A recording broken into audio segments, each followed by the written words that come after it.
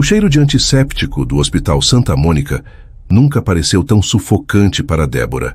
A cada passo pelos corredores brancos, o diagnóstico do pequeno Nicholas pesava em seu peito. Aquele emprego não era mais uma opção. Era a única chance de salvar seu filho de 5 anos. Com o currículo tremendo em suas mãos, ela respirou fundo antes de entrar na sala da diretoria. Mas quando a imponente cadeira de couro se virou, o mundo de Débora não desabou. Ele se estilhaçou. Os olhos que a encaravam, agora frios e surpresos, eram os mesmos de Leonardo Alves, o homem que ela amou com toda a alma. O mesmo homem que desapareceu de sua vida, deixando para trás apenas uma carta cruel e uma mentira que custou 5 anos de suas vidas. A jornada de Débora até aquele corredor asséptico começou 2 semanas antes, em um consultório pediátrico com paredes pintadas de um azul que tentava, em vão, ser tranquilizador. Sentada em uma cadeira desconfortável, ela apertava a mãozinha de Nicholas e balançava as pernas, alheio à tempestade que se formava sobre suas cabeças. O cardiologista, um homem de cabelos grisalhos e olhar compassivo, apontava para imagens em um monitor que para Débora não passavam de borrões indecifráveis em preto e branco. Mas as palavras que saíam de sua boca eram nítidas, cortantes como vidro. Malformação cardíaca rara, ele disse. Tetralogia de Fallot com uma complicação atípica. A cada termo técnico, o ar se tornava mais rarefeito. Nicholas, com seus cachos castanhos e olhos curiosos, olhou para a mãe e perguntou: Mamãe, meu coração está dodói. Débora engoliu o nó na garganta, forçou um sorriso que não alcançou os olhos e o abraçou com força. O médico vai consertar, meu amor. Você vai ficar forte como um super-herói. A promessa pesava 1 tonelada. O médico explicou que a cirurgia era complexa, de alto risco, e que o tempo estava correndo contra eles. Havia apenas um cirurgião no país, com a experiência necessária para lidar com aquela complicação específica. Seu nome era Dr. Arantes, e ele operava com exclusividade em um único lugar, o Hospital Santa Mônica, a instituição privada mais prestigiada e cara da cidade. O desespero foi uma onda fria que a submergiu. Débora era uma mãe solo, trabalhando como freelancer em projetos de design gráfico que mal cobriam as despesas do mês. Seu plano de saúde era básico, uma cortesia que não cobriria nem a recepção do Santa Mônica. A única porta que se abriu em sua mente, a única fresta de luz em meio à escuridão, foi uma vaga de assistente administrativa sênior no mesmo hospital. O anúncio parecia um sinal divino. O salário era mais do que suficiente para arcar com um plano de saúde robusto oferecido aos funcionários, que cobriria integralmente o tratamento de Nicholas. Não era uma opção, era a única salvação. Naquela noite, a tela do computador iluminava seu rosto pálido, enquanto ela polia o currículo. Sua prima, Amanda, sentada na beirada da cama, observava-a com uma expressão preocupada. Amanda era mais que uma prima. Era a irmã que a vida lhe dera, a única pessoa que esteve ao seu lado quando seu mundo ruiu pela primeira vez. Débora, você tem certeza disso? Amanda perguntou, a voz baixa para não acordar Nicholas, que dormia no quarto ao lado. O Santa Mônica? De todos os lugares. Eu não tenho escolha, Amanda. É pelo Nicholas, você ouviu o médico. Eu sei, mas e se você o encontrar? Já se passaram 5 anos, mas ele é o diretor de lá, Débora. O diretor-geral. Não é como se ele fosse um médico qualquer que você pudesse evitar nos corredores. O nome dele pairou no ar, pesado e não dito. Leonardo. A simples menção mental fez o estômago de Débora se contrair. Ela fechou os olhos por um instante, a imagem dele ainda vívida em sua memória. O sorriso fácil, os olhos castanhos que prometiam um futuro, o toque que a fazia sentir-se a única mulher no mundo. E então, a outra imagem. A da carta fria, das palavras que a despedaçaram, que a chamavam de erro, de um fardo. Ele não vai me reconhecer. Eu mudei, mentiu Débora, mais para si mesma do que para a prima. E mesmo que reconheça, o que ele poderia fazer? Somos profissionais. Eu só preciso do emprego. Profissionais, Amanda retrucou incrédula. Débora, esse homem te destruiu. Ele te abandonou grávida sem olhar para trás. Você acha que pode simplesmente sentar em uma sala e discutir planilhas com ele? Débora se virou, os olhos faiscando com uma determinação forjada na dor e no amor materno. Eu posso fazer qualquer coisa pelo meu filho. Eu posso enfrentar o diabo se for preciso para salvá-lo. Leonardo Alves não é nada perto disso. Ele é só uma lembrança ruim, um fantasma. A vida do Nicolas é real, é o que importa. Amanda suspirou, derrotada pela força inabalável da amiga. Ela se aproximou e a abraçou por trás. Eu só não quero te ver sofrer de novo. Você mal se reergueu. Eu não vou sofrer, disse Débora, a voz firme. Dessa vez eu tenho uma armadura, e ela se chama Nicolas. Nos dias que se seguiram, Débora se moveu como um autômato, focado em uma única missão. Ela enviou o currículo, recebeu a ligação para a entrevista e gastou o pouco que tinha em um terninho sóbrio e elegante em um brechó. Na manhã da entrevista, enquanto se olhava no espelho, não via a garota de 19 anos, ingênua e cheia de sonhos, que um dia se entregou a um amor que parecia de conto de fadas. Via uma mulher de 24 anos, com olheiras que nenhuma maquiagem conseguia esconder completamente, mas com um brilho de leoa nos olhos. Ela arrumou a gravata de Nicolas para a escola, deu-lhe um beijo demorado na testa e prometeu um pote de sorvete para o jantar antes de entregá-lo aos cuidados de Amanda. Ao entrar no Hospital Santa Mônica, a grandiosidade do lugar a intimidou. O chão de mármore brilhava, o ar-condicionado era gelado, e o silêncio era quebrado apenas pelo som suave de sapatos caros e conversas sussurradas.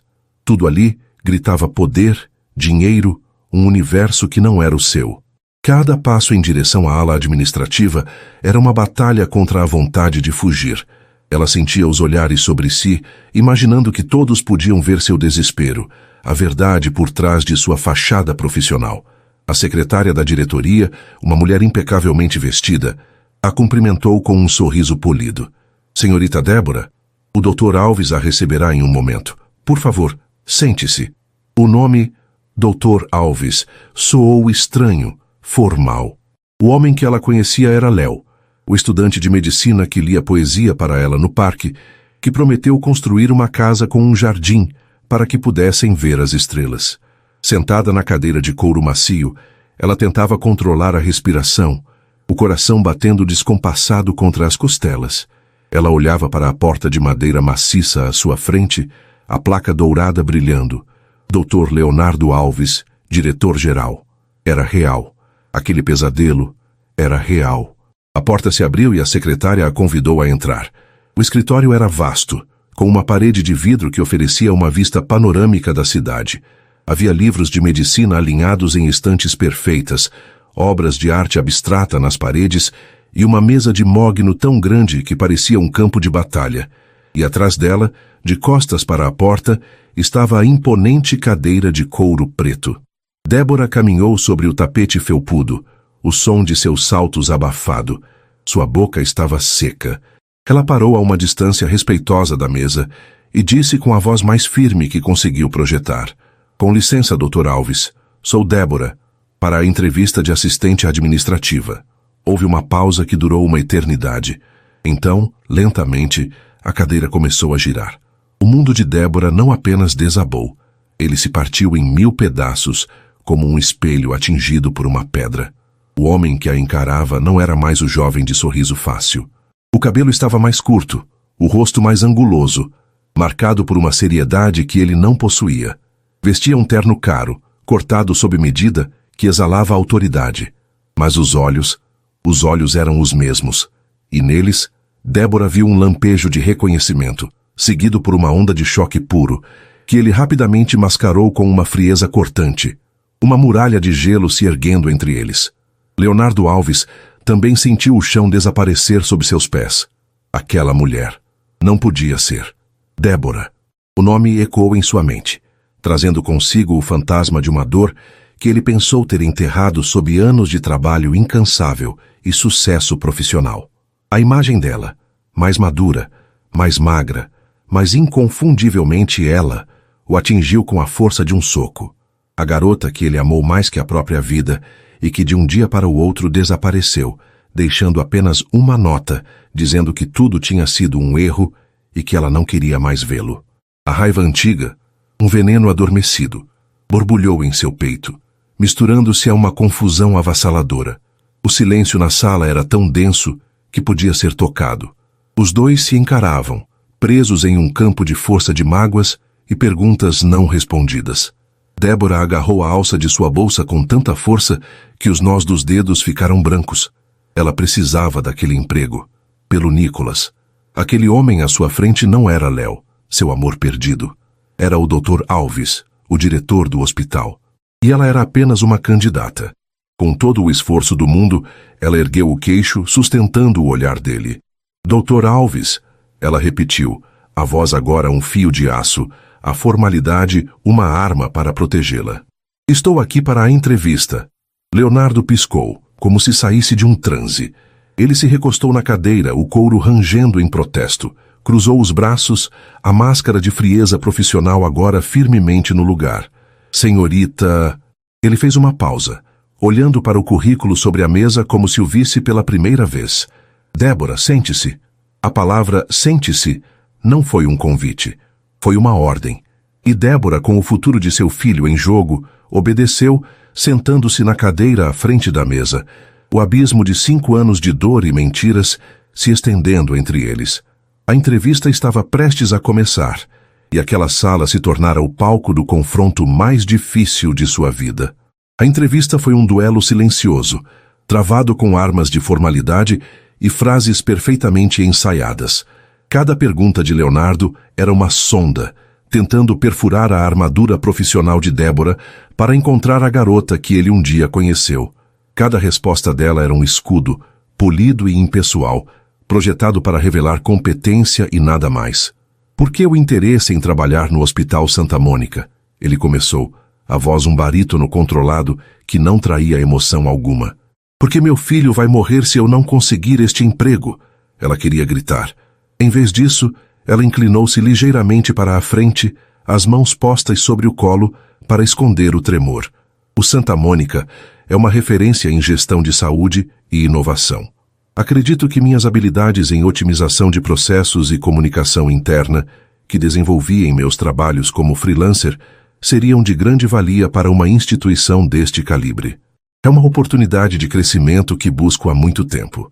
Leonardo a observava, os olhos semicerrados.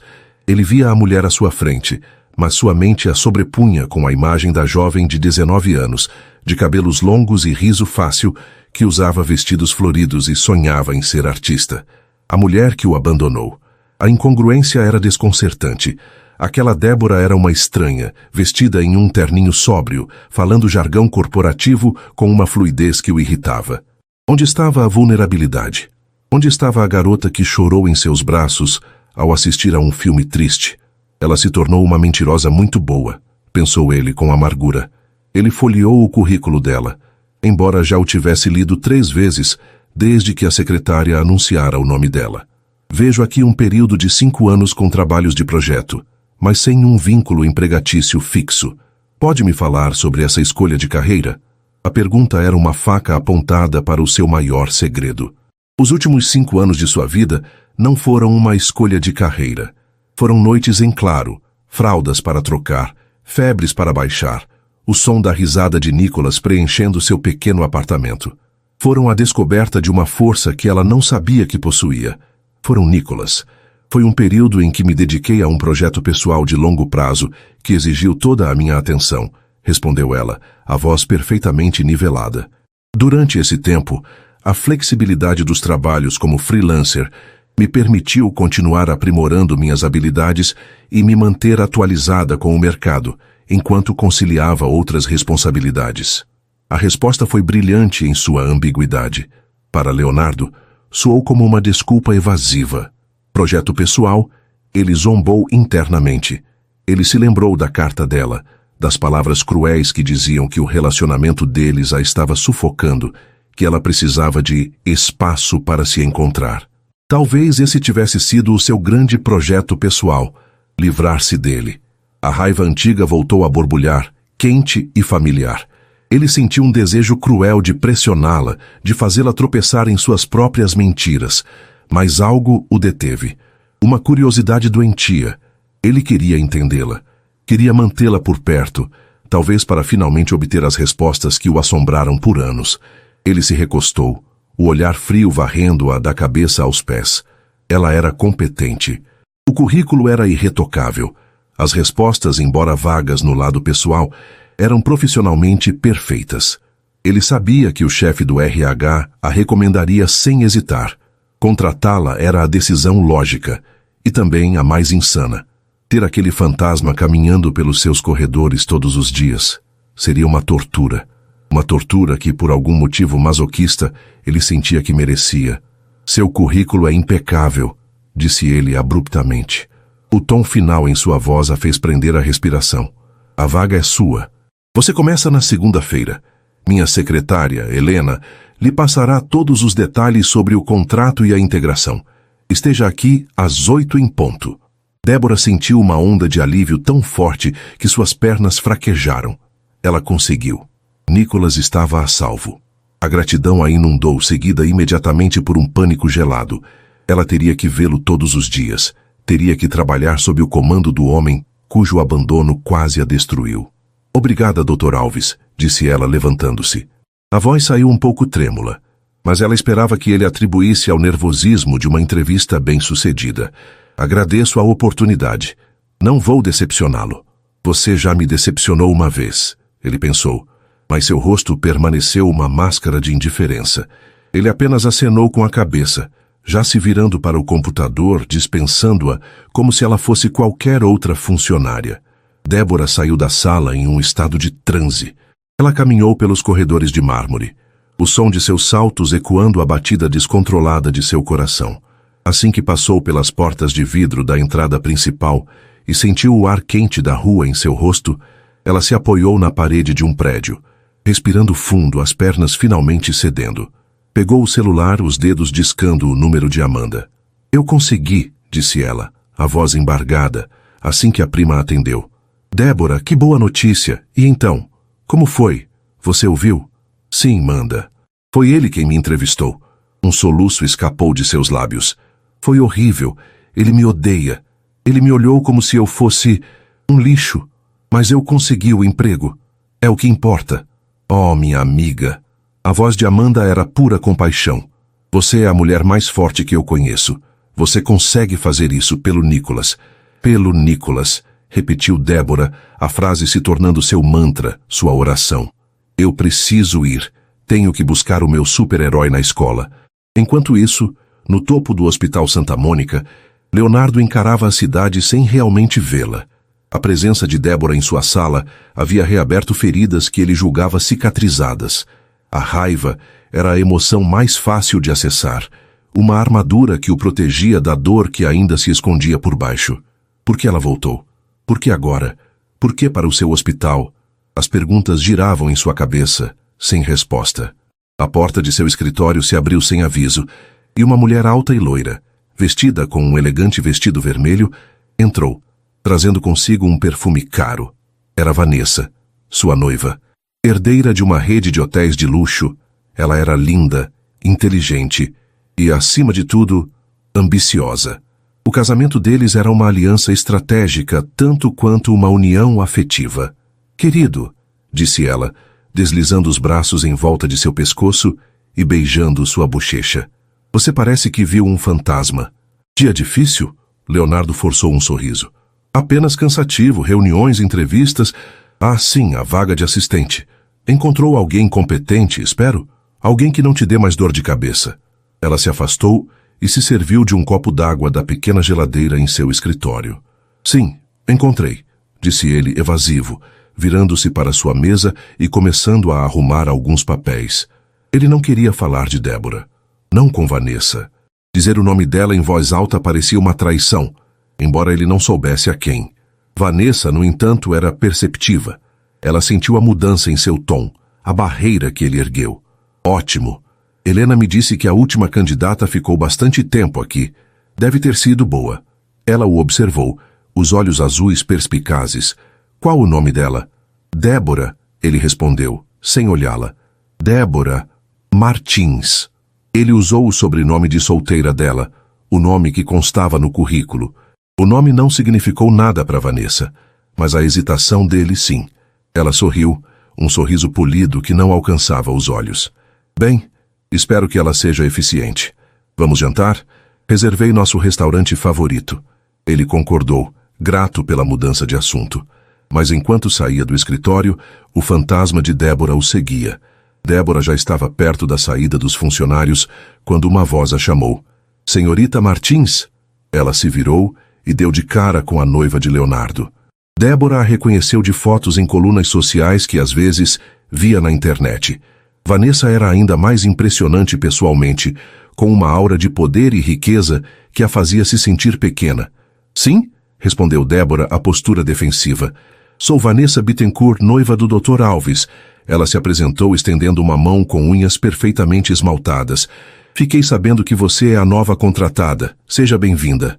Obrigada, disse Débora, apertando a mão dela brevemente. O sorriso de Vanessa era cortês, mas seu olhar era uma avaliação fria e precisa. Ela a mediu de cima a baixo, notando o terninho de brechó, a bolsa simples, a ausência de joias. Eu gosto de conhecer as pessoas que trabalham de perto com o meu noivo, continuou ela, o tom casual desmentindo a intensidade de seu escrutínio. Leonardo é um homem muito focado, muito dedicado ao trabalho. Ele já passou por momentos difíceis no passado. Foi profundamente magoado por alguém em quem confiava. Débora sentiu um calafrio percorrer sua espinha. Ela sabia aonde aquela conversa estava indo. Vanessa deu um passo mais perto, baixando a voz para um tom confidencial, quase sibilante. Ele demorou muito para se reerguer. Hoje, ele tem tudo o que sempre sonhou. Uma carreira brilhante, uma família que o apoia e um futuro estável ao meu lado. Ela fez uma pausa, deixando as palavras pairarem no ar. Espero que sua passagem por aqui seja estritamente profissional. Leonardo já sofreu demais no passado. Não era um conselho, era uma ameaça velada. Vanessa não sabia que estava falando com a mulher do passado de Leonardo, o que tornava o aviso ainda mais arrepiante. Ela estava simplesmente marcando seu território, afastando qualquer possível distração antes mesmo que ela surgisse. Débora a encarou, a determinação que a sustentou durante a entrevista, retornando com força total. Ela não era mais a garota de 19 anos que se encolheria diante de uma mulher como Vanessa. Ela era uma mãe lutando pela vida de seu filho. Senhora Bittencourt, disse Débora, a voz calma e firme. Pode ter certeza de que meu interesse neste hospital é única e exclusivamente profissional. Com sua licença. Sem esperar por uma resposta, Débora se virou e continuou seu caminho, deixando uma Vanessa surpresa e ligeiramente irritada para trás.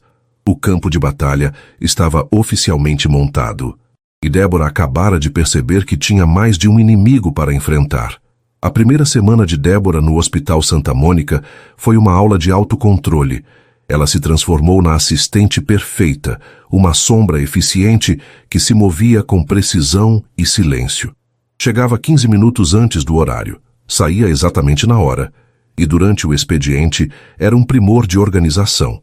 As planilhas eram impecáveis, os relatórios concisos, e o café de Leonardo estava sempre em sua mesa, na temperatura exata, antes mesmo que ele precisasse pedir.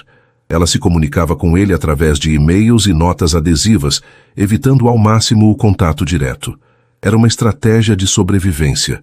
Quanto menos ela estivesse em seu campo de visão, menor a chance de uma faísca acender o barril de pólvora de seu passado. Leonardo, por sua vez, encontrava-se em um estado de irritação constante. Ele esperava falhas, desculpas, qualquer deslize que confirmasse sua crença de que ela era a mesma pessoa impulsiva e irresponsável que o havia abandonado. Mas não encontrava nada. Pelo contrário, a competência dela era inegável. Débora não apenas cumpria suas tarefas, ela as antecipava. O fluxo de trabalho em seu escritório nunca fora tão suave. Essa eficiência o frustrava, pois o forçava a admitir apenas para si mesmo que a mulher que ele desprezava era a melhor profissional que já tivera naquela função. Essa dualidade o consumia. O diretor-geral estava satisfeito. O homem ferido estava em guerra. A tensão entre eles era uma corrente elétrica no ar do escritório. Um bom dia formal, um com licença ao passar pela porta. Eram estranhos compartilhando um espaço carregado de memórias. Às vezes ele a pegava olhando para o nada, a caneta parada sobre o papel, e via um vislumbre da garota sonhadora que conhecera. Nesses momentos, uma pergunta o assaltava: o que aconteceu com você? Mas ele rapidamente a sufocava com uma nova tarefa, uma nova exigência, mantendo a muralha entre eles intacta. O inevitável aconteceu em uma terça-feira chuvosa. Nicholas tinha uma consulta pré-operatória com a equipe de enfermagem do Dr. Narantes. Era um procedimento simples, apenas para a coleta de dados e exames de sangue. Mas Débora sentia como se estivesse levando seu filho para a forca. Seu plano era entrar pela ala pediátrica, ir direto para a sala de exames e sair pelos fundos. Um trajeto que ela estudou meticulosamente para evitar a torre administrativa. Nicholas, no entanto, estava fascinado pelo tamanho do hospital. Com sua pequena capa de chuva amarela e segurando um boneco do seu super-herói favorito, ele olhava para tudo com olhos arregalados. Mamãe, aqui é gigante. Tem um monte de gente de branco. São todos heróis como o Dr. Arantes? São sim, meu amor, respondeu Débora apressando o passo. Agora vamos, temos que encontrar a enfermeira Joana. A consulta foi rápida, mas o pequeno Nicholas saiu de lá com um curativo colorido no braço e lágrimas nos olhos por causa da agulha. Para acalmá-lo, Débora prometeu um chocolate quente na lanchonete do hospital, que ficava perigosamente perto do hall principal. Foi um erro nascido do amor materno. Enquanto Nicholas se deliciava com a bebida, Débora o observava, o coração apertado. A fragilidade dele era um contraste doloroso com a força de seu espírito. Naquele momento, ela se esqueceu de onde estava. Esqueceu-se de Leonardo, de Vanessa, de todo o resto. Havia apenas ela e seu filho. Quando terminaram, ela o pegou pela mão para saírem apressados. Mas Nicholas, em um movimento rápido, se soltou e correu de volta para a mesa. Meu boneco! Esqueci o trovão azul! Naquele exato instante, Leonardo saía de uma reunião no auditório, caminhando a passos largos pelo corredor, a mente fervilhando com os números do último trimestre. Ele não viu o pequeno vulto amarelo que cruzou seu caminho. O choque foi inevitável. Leonardo tropeçou, e Nicholas caiu sentado no chão, o boneco voando de sua mão. Meu Deus! Exclamou Leonardo, o aborrecimento inicial se dissipando ao ver a criança no chão. Ele se agachou. Você está bem, campeão? Nicholas olhou para cima, os grandes olhos castanhos ainda úmidos das lágrimas recentes, encarando o estranho de terno. Não havia medo em seu olhar, apenas curiosidade. Sim, eu sou forte, disse ele fungando. Leonardo sentiu algo estranho no peito. Uma pontada, uma conexão inexplicável com aquele menino. Havia algo naqueles olhos no formato do rosto, uma familiaridade que ele não conseguia identificar. Ele sorriu, um sorriso genuíno que não aparecia em seu rosto há dias. Claro que é. Qual o seu nome? Nicholas. Antes que Leonardo pudesse responder, Débora chegou, o rosto pálido de pavor. Nicholas, filho, você está bem? Eu disse para não correr. Ela o puxou para seus braços, examinando-o em busca de arranhões, o coração martelando contra as costelas. Leonardo se levantou, o sorriso desaparecendo ao reconhecer a mãe da criança. A cena o atingiu em cheio. Débora em seu modo maternal, protetora e feroz. E o menino que se chamava Nicholas.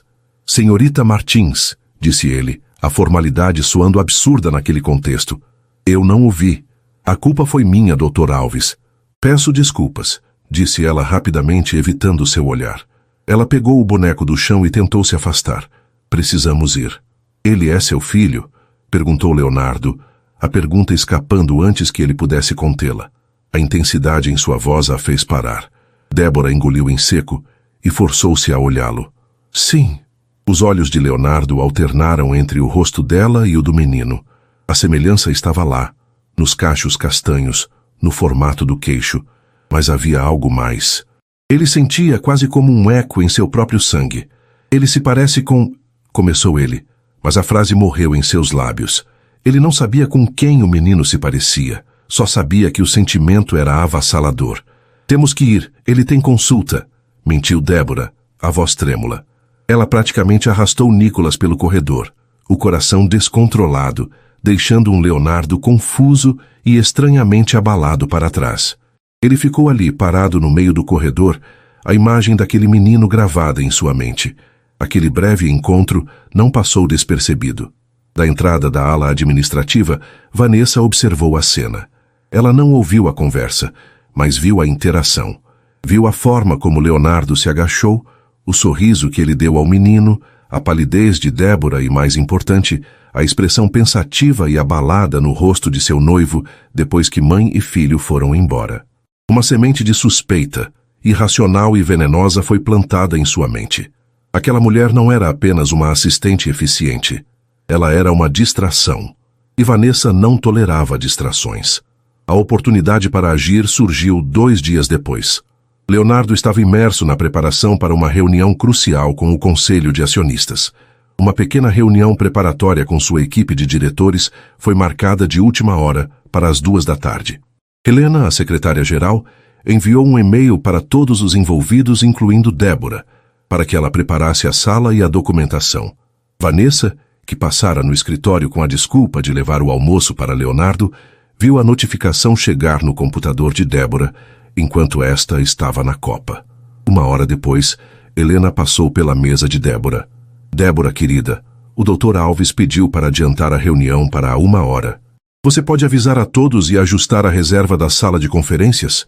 Claro, Helena, disse Débora, anotando a mudança. Vanessa, que estava na sala de Leonardo e ouviu o recado através da porta entreaberta, viu sua chance. Ela esperou Helena se afastar e, com o timing perfeito, saiu da sala de Leonardo. Débora, disse ela com um sorriso amigável. O Léo está em uma ligação importante e pediu para não ser interrompido. Ele disse que a reunião foi cancelada, na verdade. Parece que um dos conselheiros teve um imprevisto. Ele mesmo vai remarcar depois. Débora franziu a testa, confusa. Cancelada? Helena acabou de me dizer que foi adiantada para a 1. O sorriso de Vanessa não vacilou. Ah, essa Helena. Às vezes ela se confunde. A decisão de cancelar veio do próprio Leonardo, agora mesmo. Pode relaxar. Débora hesitou. Era estranho, mas a informação vinha diretamente da noiva do diretor. Parecia confiável. Tudo bem. Obrigada por avisar, Sra. Bittencourt. Me chame de Vanessa, disse ela, antes de se virar e sair com um ar de triunfo sutil. Às 1 da tarde, Débora continuava trabalhando em sua mesa. Às 2, na sala de conferências, Leonardo olhava para a cadeira vazia na ponta da mesa, a irritação crescendo a cada minuto. A sala não estava preparada, a pauta não havia sido distribuída. E sua assistente, a pessoa responsável por tudo aquilo, não estava lá. Às 2h15, ele encerrou a reunião caótica, o rosto uma máscara de fúria contida. Ele marchou até sua sala, encontrando Débora concentrada em uma planilha. Senhorita Martins, ele disse, a voz baixa e perigosa. Débora ergueu o olhar, surpresa. Sim, Dr. Alves. Posso saber por que a sala de conferências não estava pronta e por que você decidiu não comparecer à reunião de diretoria. O sangue de Débora gelou. A reunião? Mas foi cancelada. A Sra. Bittencourt me disse que o senhor mesmo cancelou. Leonardo a encarou, incrédulo. Vanessa? Eu não cancelei nada. A reunião aconteceu, ou melhor, tentou acontecer, sem nenhum suporte. Você me fez parecer um completo amador na frente de toda a minha equipe. O mundo de Débora girou. Ela entendeu tudo em um instante. A falsa gentileza de Vanessa, o sorriso, a mentira. Fora uma armadilha. Eu não sei o que dizer. Ela me garantiu. Gaguejou Débora, levantando-se, o desespero estampado em seu rosto. Não me interessam suas desculpas ou quem lhe disse o quê. Ele a cortou, a voz subindo de tom pela primeira vez. Sua responsabilidade era confirmar a informação diretamente comigo ou com minha secretária oficial. Isso é amadorismo. Este hospital preza pela excelência. Se você não consegue lidar com a agenda de uma simples reunião, talvez esta função seja complexa demais para você. A repreensão foi fria, cortante e, pior de tudo, pública. Alguns funcionários que passavam pelo corredor diminuíram o passo olhando com curiosidade. Débora sentiu o rosto queimar de humilhação. Seus olhos se encheram de lágrimas, mas ela se recusou a deixá-las cair. Ela ficou ali, parada no meio do escritório, enquanto Leonardo se virava e batia à porta de sua sala. O emprego, que era a única esperança para seu filho, estava por um fio, e ela acabara de descobrir que a guerra contra seu passado era muito mais perigosa e suja do que ela jamais imaginara. A humilhação era um gosto amargo na boca de Débora. Ela passou o resto da tarde sentindo os olhares de pena e os sussurros dos colegas. Cada toque no teclado, cada e-mail enviado, parecia um esforço hercúleo. Ela se sentia exposta, frágil, e a imagem do rosto furioso de Leonardo estava gravada em sua mente. O medo corroía sua determinação. Perder aquele emprego significava perder a única chance de Nicholas. Decidida a não cair sem lutar, ela esperou até o final do expediente, quando o andar da diretoria estava quase vazio. Respirou fundo e bateu na porta de Leonardo. Ele respondeu com um entre seco. Ele estava de costas, olhando pela janela panorâmica, a silhueta tensa contra as luzes da cidade que começavam a acender. Doutor Alves, começou ela, a voz baixa, mas firme. Eu não espero que o senhor reverta sua opinião sobre o meu profissionalismo. Só peço que me escute por um minuto. Eu não menti sobre o que a senhora Bittencourt me disse. Leonardo se virou lentamente, o rosto ainda marcado por uma frieza calculada. E por que eu deveria acreditar em você? Porque eu estou lhe dizendo a verdade, disse ela, sustentando seu olhar. Havia uma dignidade em sua postura, uma força nascida do desespero que o fez hesitar. Eu sei que errei ao não confirmar a informação. Foi um erro de julgamento, motivado pela minha posição de subalterna diante de sua noiva. Mas não foi um ato de irresponsabilidade. Eu jamais colocaria em risco uma oportunidade que é vital para mim. A última parte saiu quase como um sussurro. Leonardo a estudou em silêncio. Ele conhecia Vanessa. Sabia de sua capacidade para jogos de poder sutis, de seu ciúme possessivo. A história de Débora, por mais que ele odiasse admitir, era plausível. Havia uma sinceridade em seus olhos que ele não via há anos, a mesma que um dia o fez se apaixonar por ela. A confusão o corroía. Vou averiguar a situação, disse ele finalmente, o tom neutro. Por enquanto, continue com suas funções. E de agora em diante, sua única fonte de informação sobre minha agenda sou eu ou a Helena. Ninguém mais. Estamos entendidos? Sim, Dr. Alves. Claramente, respondeu ela, sentindo um pingo de alívio. Não era um perdão, mas também não era uma demissão. Era uma trégua frágil que ela se agarrou com todas as forças. Naquela noite, em seu pequeno apartamento, a tensão do dia finalmente cedeu lugar ao conforto da rotina. Débora preparou a sopa favorita de Nicholas e depois do jantar, eles se sentaram no tapete da sala para montar um quebra-cabeça. Nicholas estava mais quieto que o normal, o rosto um pouco pálido. Débora atribuiu ao cansaço a chuva que caía lá fora. Mamãe, meu peito está fazendo um barulhinho engraçado, disse ele, colocando a mãozinha sobre o coração. Débora gelou. Ela se inclinou encostando o ouvido no peito dele.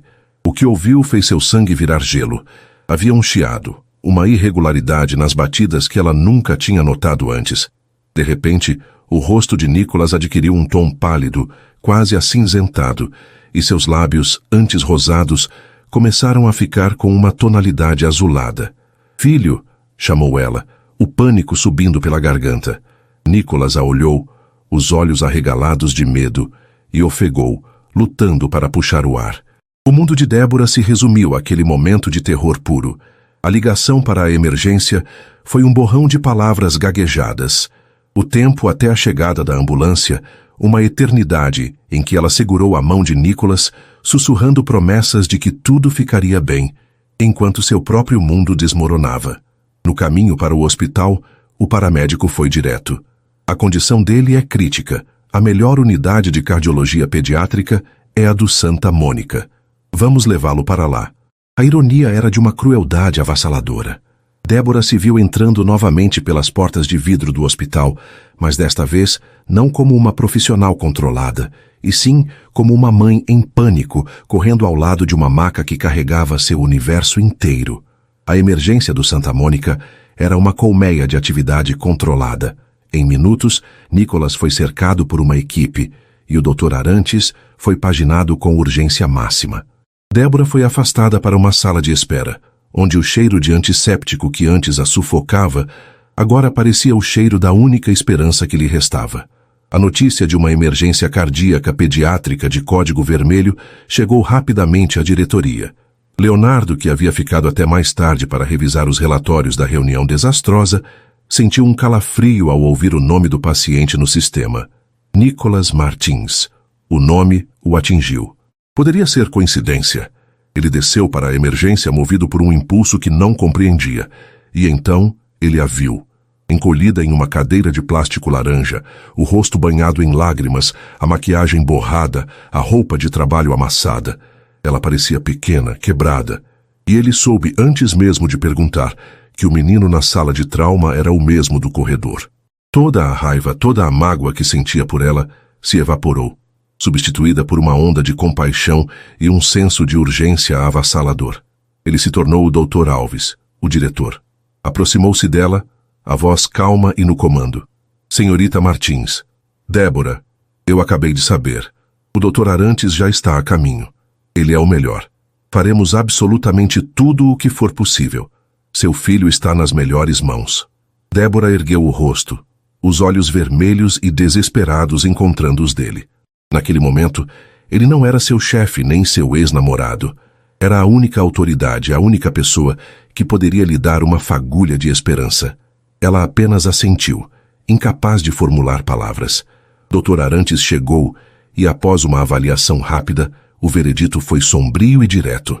A condição de Nicholas havia se deteriorado rapidamente. Precisavam operar imediatamente, ou ele não sobreviveria à noite. O caos para preparar a cirurgia de emergência começou. Em meio à corrida contra o tempo, a papelada de autorização foi enviada para o escritório de Leonardo para a assinatura final. Era um procedimento padrão, mas em casos de alto risco, a assinatura do diretor era a luz verde definitiva. Ele sentou-se à sua mesa, a adrenalina pulsando em suas veias. Pegou a caneta pronto para assinar, mas seu olhar passou pela ficha do paciente. Ele leu o nome completo, a data de nascimento, 28 de fevereiro. Exatamente 9 meses depois da última vez que estiveram juntos, em uma noite de maio, antes de ela desaparecer. O coração dele falhou uma batida. Não pode ser, pensou. É uma coincidência. Seus olhos continuaram a varrer a página, passando pelo diagnóstico, até que pararam em uma pequena anotação na seção de histórico familiar, feita pela enfermeira na consulta pré-operatória. As palavras saltaram da página, atingindo-o com a força de um raio. Mãe relata histórico paterno de reação severa à succinilcolina, alergia hereditária rara. Evitar como agente de bloqueio neuromuscular. Succinilcolina. A caneta caiu de sua mão, fazendo um barulho agudo no silêncio de sua sala. O ar foi expelido de seus pulmões. Ele conhecia aquele nome. Era o demônio de sua família. Uma alergia genética tão rara que afetava menos de 1 em cada 2.000 pessoas. Seu pai quase morrera em uma cirurgia por causa dela. Seu avô a tinha. Ele próprio a tinha, tatuada em uma placa de alerta médico que usava no pescoço. Era a herança inegável dos homens da família Alves. O nome. A data de nascimento, os olhos castanhos, a familiaridade inexplicável que sentiu ao vê-lo. E agora, a prova. A prova genética, irrefutável, escrita em tinta preta em uma ficha médica. Nicholas era seu filho. A verdade o esmagou. 5 anos. 5 anos de sua vida, da vida de seu filho roubados por uma mentira. A dor, a raiva, a confusão e um amor protetor avassalador se chocaram dentro dele, criando uma tempestade. Ele assinou o formulário, a mão tremendo violentamente, e saiu de sua sala, movido por uma fúria justa e uma dor profunda. Ele encontrou Débora no corredor silencioso do centro cirúrgico, de pé, abraçando a si mesma, olhando fixamente para as portas duplas por onde seu filho havia passado. Ele a agarrou suavemente pelo braço e a puxou para uma alcova vazia, longe de olhares curiosos. Ela se virou para ele assustada. O que foi? Aconteceu alguma coisa com o Nicholas? Por que não me contou? Ele perguntou. A voz um sussurro rouco, carregado de uma dor que ela nunca tinha ouvido antes. Contou o quê? Do que você está falando? Alergia à succinilcolina, disse ele. as palavras caindo como pedras entre eles. Uma herança da minha família, do meu pai, do meu avô, minha herança. Débora o encarou, o sangue sumindo de seu rosto. Ela entendeu. Nicholas é meu filho, ele afirmou, as palavras rasgando seu peito. Ele é meu filho e você o escondeu de mim por 5 anos. Você me negou o direito de ser pai. A acusação, tão injusta, tão longe da verdade, quebrou a barreira de medo e dor de Débora. Uma fúria há muito adormecida despertou. Escondi, ela retrucou, a voz subindo, ecoando no corredor estéril. Eu te contei. Eu te escrevi uma carta no dia em que descobri a gravidez. Uma carta cheia de medo e esperança, pedindo para você me encontrar. E sabe o que eu recebi de volta? Uma resposta sua, fria e cruel, dizendo que eu era um erro na sua vida e que você não queria mais saber de mim. Você me abandonou, Leonardo. Você nos abandonou quando mais precisei de você. Leonardo a olhava, o rosto uma máscara de completa e total confusão. Carta? Que carta? Eu nunca recebi carta nenhuma sua sobre gravidez. A única carta que eu tive foi a sua, de despedida, dizendo que tudo tinha acabado. Os dois se encararam, o ar crepitando com a eletricidade de uma revelação impossível. Ali, no corredor de um hospital, enquanto o coração de seu filho estava nas mãos de um cirurgião, a mentira que envenenou suas vidas por 5 longos anos finalmente começou a se desfazer, expondo uma verdade muito mais sombria do que qualquer um deles poderia ter imaginado. As palavras deles pairaram no corredor estéril, carregadas com o peso de 5 anos de dor. A acusação de Débora, tão cheia de uma convicção genuína e ferida, abalou a certeza de Leonardo. Ele a via não como a mulher fria que o abandonou, mas como a jovem que ele amou, cujo rosto estava agora devastado pela mesma traição que ele sentia. A dissonância era enlouquecedora. 2 verdades, 2 cartas, 2 realidades opostas. Uma delas era uma mentira. Antes que pudessem continuar, as portas duplas do centro cirúrgico se abriram. Dr. Arantes apareceu, o rosto cansado, mas sereno, por trás da máscara cirúrgica que ele abaixava. Os dois se viraram para ele, o conflito pessoal instantaneamente suprimido pela onda avassaladora de medo parental. A cirurgia foi um sucesso, disse o médico, e o alívio que inundou Débora foi tão intenso que suas pernas cederam. Leonardo a segurou, o toque dele firme em seu braço, um ato instintivo que transcendia a raiva. Ele é um lutador. A malformação foi corrigida. As próximas 48 horas na UTI serão críticas, mas estamos muito otimistas. As palavras eram um bálsamo, mas a tempestade entre eles apenas se acalmara temporariamente. Eles foram levados para a sala de espera da UTI, um espaço pequeno e silencioso onde a única coisa a fazer era esperar. Sentaram-se em cadeiras opostas, o silêncio preenchido por uma tensão palpável. Leonardo a observava, a mente a 1000 por hora, tentando conciliar a imagem da mulher forte e desesperada à sua frente com a da traidora que habitava suas memórias. A frase dela ecoava em sua cabeça. Eu juro pela vida do meu filho que está naquela sala, que eu te contei a verdade. Nenhuma mãe mentiria sobre algo assim em um momento como aquele. A semente da dúvida havia sido plantada em solo fértil. Assim que o dia amanheceu e Nicholas se mostrou estável, Leonardo agiu. Deixou Débora com o filho, prometendo que usaria toda a estrutura do hospital para garantir o melhor cuidado, e dirigiu até sua casa, a mente focada em um único objetivo: encontrar a carta de despedida dela.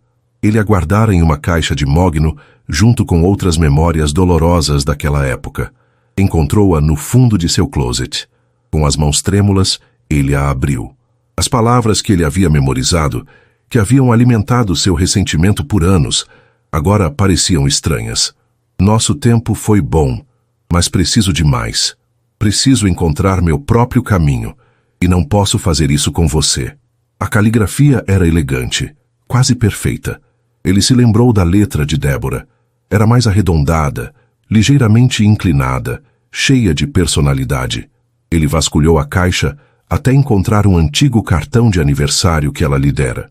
Colocou os 2 documentos lado a lado. Eram parecidos, muito parecidos, mas não eram idênticos. A inclinação do T, a curva do S, eram sutis, mas inegáveis. Era uma falsificação, Uma falsificação cruel e brilhante. O chão pareceu sumir. Se aquela carta era falsa, então a dela, a carta sobre a gravidez, poderia ser real. E se era real, alguém a havia interceptado. Alguém a havia substituído. O círculo de suspeitos era terrivelmente pequeno.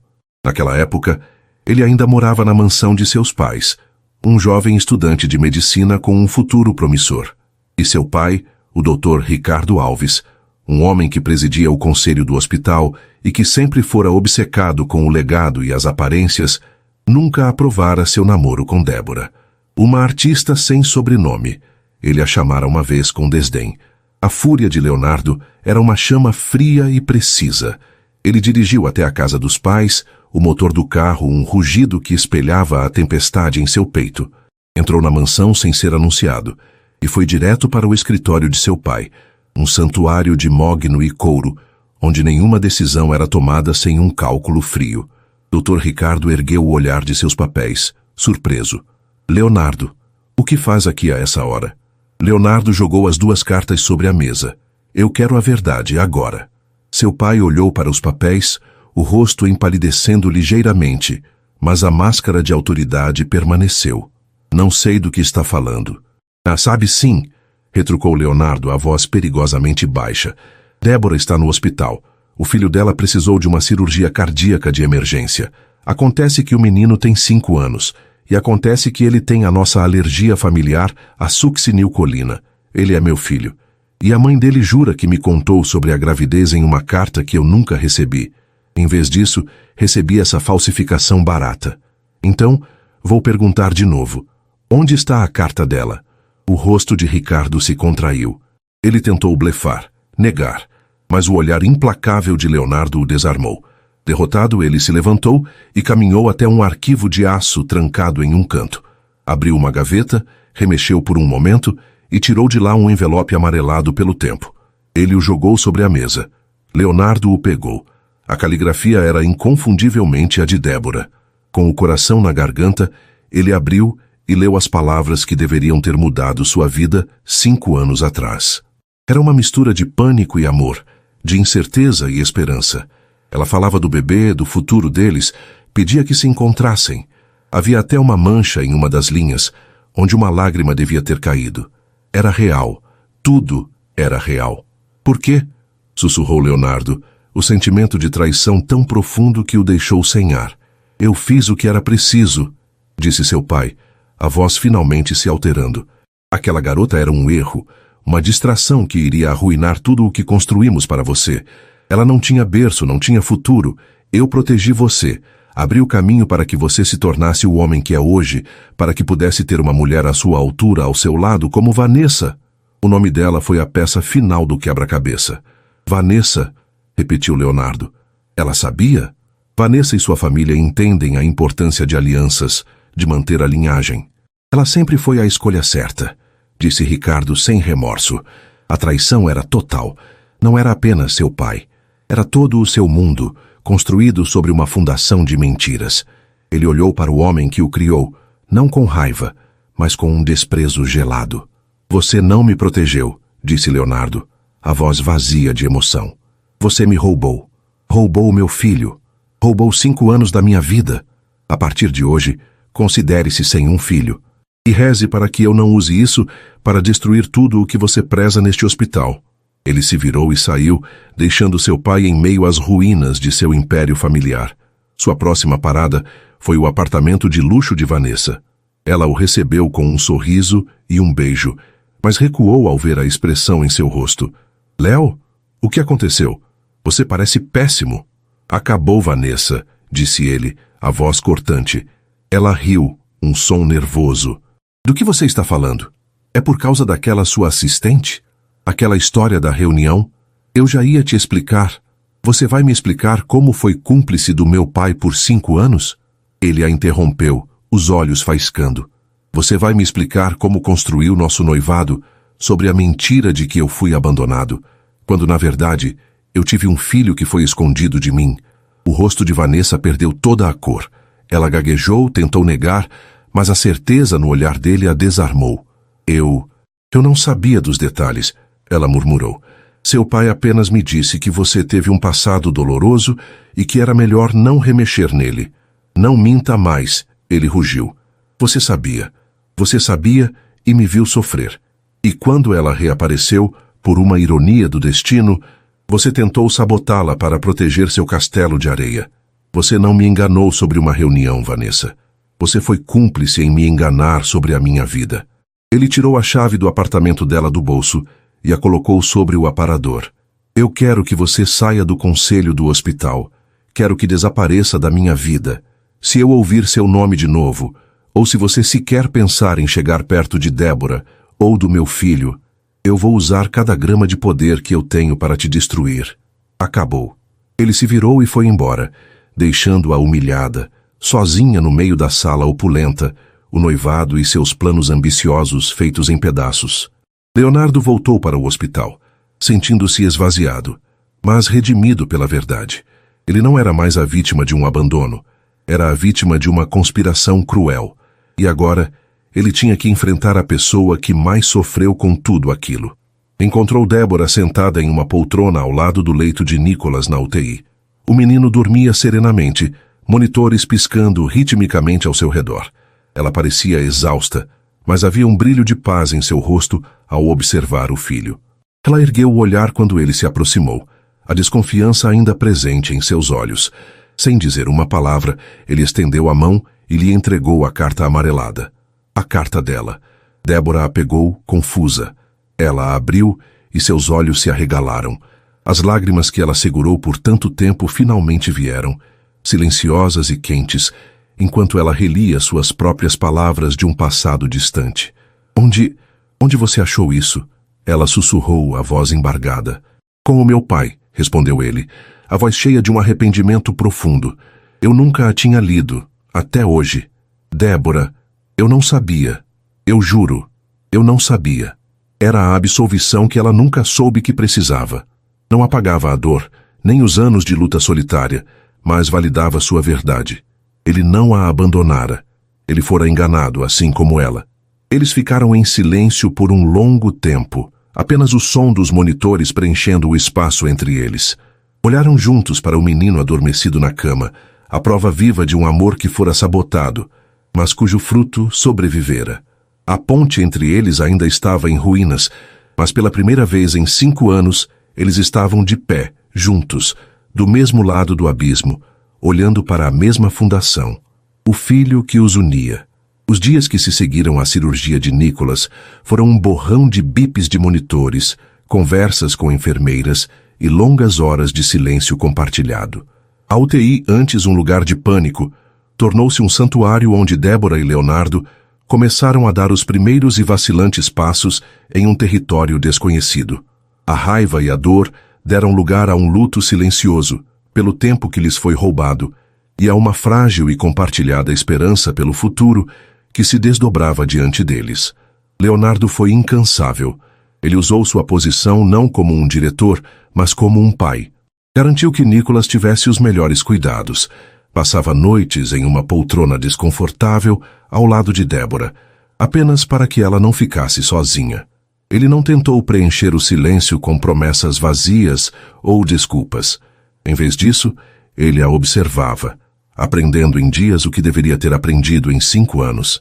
Aprendeu que Nicholas gostava de ter as costas afagadas para dormir, que detestava o gosto do xarope de uva e que seu super-herói favorito, o Trovão Azul, tinha que estar sempre de guarda na mesinha de cabeceira.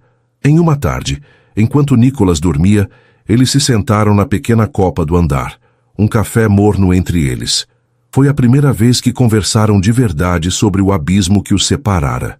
Eu sinto muito, Débora, disse Leonardo, a voz baixa, o olhar fixo no copo de plástico. Sinto muito pela dor que você passou, por cada noite que passou em claro preocupada, por cada dificuldade que enfrentou sozinha. Nenhuma palavra que eu disser poderá devolver seu tempo ou apagar seu sofrimento. Mas eu preciso que você saiba que, se eu soubesse, eu estaria lá. Eu teria movido céus e terra por vocês. Débora olhou para as próprias mãos, as lágrimas que ela pensou terem secado voltando a brotar. Eu sei disso agora, sussurrou ela. Houve tantos momentos em que eu te odiei, Léo. Odiei por me abandonar, por não estar lá quando o Nicholas deu o primeiro passo, quando disse mamãe pela primeira vez. Mas a verdade é que eu também senti sua falta. Senti falta do homem por quem me apaixonei. A confissão pairou no ar, vulnerável e honesta. Pela primeira vez em anos, eles não eram o diretor e sua assistente, nem dois estranhos unidos por uma tragédia. Eram apenas Léo e Débora. Duas pessoas cujo amor fora forte o suficiente para criar uma vida, e cuja dor agora abria caminho para um perdão hesitante. Quando Nicholas foi transferido para um quarto particular, a melhora em seu estado trouxe uma leveza que há muito não sentiam. Ele já estava sentado na cama, desenhando em um caderno, a cor voltando ao seu rosto. Débora e Leonardo trocaram um olhar. Sabiam que o momento mais delicado havia chegado. Juntos, eles se sentaram em cada lado da cama. Débora pegou a mãozinha do filho, o coração batendo um pouco mais rápido. Filho, começou ela, a voz suave como uma canção de ninar. Lembra que a mamãe sempre disse que seu pai era uma estrela que cuidava de você de longe? Às vezes, as estrelas caem e voltam para perto. Nicholas ergueu o olhar de seu desenho, os grandes olhos castanhos passando da mãe para o homem sentado do outro lado. Leonardo sentiu os olhos marejarem. Com a voz embargada, ele estendeu a mão e tocou o braço de Nicholas com uma ternura infinita. Eu não sabia como te encontrar, campeão, disse ele, as palavras carregadas de todo o arrependimento do mundo. Mas eu nunca, nem por um segundo, deixei de pensar em você, mesmo sem saber que você existia. Eu sou o seu pai. Nicholas ficou em silêncio, processando a informação. Sua expressão era uma mistura de confusão e curiosidade. Ele olhou para Débora, que assentiu com um sorriso encorajador. Então ele se virou para Leonardo, o senho franzido em concentração. Você sabe montar o castelo do trovão azul? A mamãe sempre se enrola nas peças. Uma risada embargada escapou de Leonardo. Eu não sei, admitiu ele, com uma sinceridade tocante. Mas eu prometo que nós vamos aprender juntos. Aquela foi a resposta perfeita. Nicholas pareceu satisfeito. Ele largou o caderno de desenho, arrastou-se pela cama e, de forma tímida, abraçou o pescoço de Leonardo. Foi um abraço hesitante no início, mas que se apertou, selando o início de uma nova família. Leonardo o segurou como se estivesse segurando o bem mais precioso do mundo, fechando os olhos para gravar aquele momento em sua alma para sempre. A alta de Nicholas foi um dia de celebração silenciosa. Leonardo os levou para casa, para o pequeno apartamento de Débora. Ele não tentou impor sua riqueza ou seu mundo. Em vez disso, ele entrou no universo deles com humildade. Carregou Nicholas no colo, subiu os 3 lances de escada e o colocou gentilmente na cama. Ele foi à farmácia, comprou os remédios e voltou com sacolas de supermercado, insistindo em cozinhar o jantar. As semanas seguintes foram uma dança de redescoberta. Leonardo provou seu amor não com grandes gestos, mas com presença. Ele saía do hospital mais cedo todos os dias. Aprendia os horários dos remédios, lia histórias antes de dormir e se tornou um especialista em montar os quebra-cabeças mais difíceis. Ele e Débora redescobriram um ao outro nas pequenas coisas, no sorriso dela ao vê-lo brincar com o filho, no jeito como ele ainda sabia exatamente como ela gostava do seu chá. A paixão que um dia os uniu ressurgia, agora mais madura, temperada pela dor e solidificada por um amor incondicional pelo menino que era o coração de suas vidas. A cena final daquele capítulo de suas vidas não aconteceu em uma mansão luxuosa ou em um restaurante caro. Aconteceu em uma noite de sábado, no chão da sala de estar do pequeno apartamento de Débora. Leonardo, com as mangas da camisa arregaçadas e uma expressão de profunda concentração, estava no meio de uma batalha épica para montar o novo e complicado castelo do Trovão Azul.